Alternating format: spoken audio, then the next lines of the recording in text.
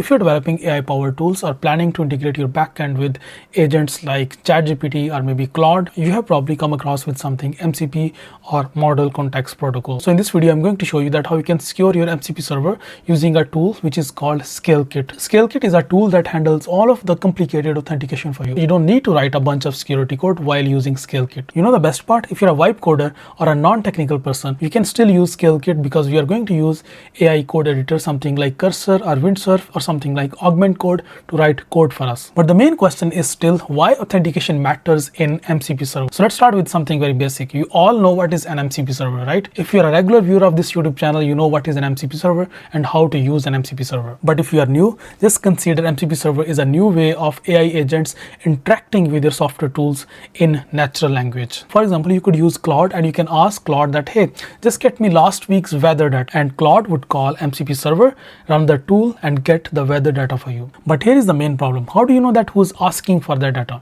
Is it a legit request for data or not? And that's where authentication comes in. Traditionally, you would use something like OAuth to manage this. But building OAuth sometimes can be like very time consuming. It can be confusing as well for some like vibe coders or like for some non-technical people, and you can easily mess up. And that's where Scalekit comes in. Scalekit is like plug and play security guard for your MCP servers. Here's what Scalekit does in simple terms. So Scalekit handles OAuth 2.1, which is a modern way to scare web and AI tools. It issues secure access tokens so agents like Claude can prove that they are allowed. It protects your tool using different scopes, and it verifies each request to make sure that it's legit before it runs anything. So instead of you building your OAuth for MCP servers from scratch, Scalekit handles everything for you. It allows you to use these drop-in OAuths for your MCP servers, and you don't have to touch your current code base much. It plugs right in. Let me just walk you through all of the steps and let me just show you that how easy and simple it is to integrate Scalekit in your code base. So before you start, please subscribe to this YouTube channel and click on that like button as well. Alright, so first of all, to start using Scalekit, just go to scalekit.com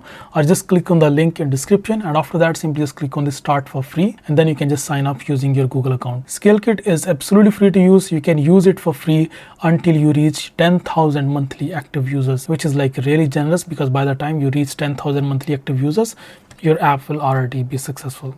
So once you're signed up, the next thing that you need to do, you need to go to this MCP server section, and from here you need to add your MCP server. And once you click on that add MCP server button, now you need to provide your MCP server name, you need to provide your resource identifier.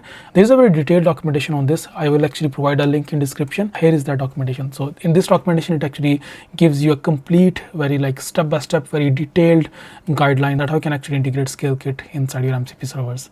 So you can just like find link to this documentation from a description, and then you can just like open this page and start following this documentation from here. So once you add your details related to your MCP server, next thing that you can do, you can simply just click on this create button and your MCP server will be added. Now once you have added your MCP server, it will present this resource metadata for your MCP server, and in here you can find this metadata endpoint URL and also this resource metadata JSON. You will need this inside your code base. So on this documentation, you can find this sample code to implement resource metadata discovery in your MCP server. So this is the sample code that you can use in here. There is this GitHub repository. This is called MCP demo. I'll provide link to this GitHub repository as well. This is a sample MCP server which was created by Scalekit, and you can actually use this MCP server to test all of these functionalities. I have already cloned this GitHub repository. You can see I have just opened this inside VS Code, and now to make it work, I have updated my environment variables and I have updated my code as well. So the process to clone this GitHub repository is simple. You can just like copy this URL, git clone, and just like clone this GitHub repository. After that, what you can do, you can simply just like install all of the dependencies by just running npm install. And after that, what you can do, you can just like open this greeting-mcp, this particular directory. So I just opened this directory, which is greeting-mcp.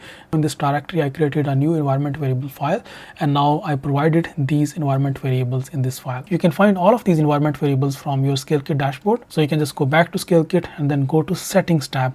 In this setting tab, then you can just like find this client ID. So the first one was actually SK environment URL. So this is my environment URL, which is the metaverse company.scalekit.dev.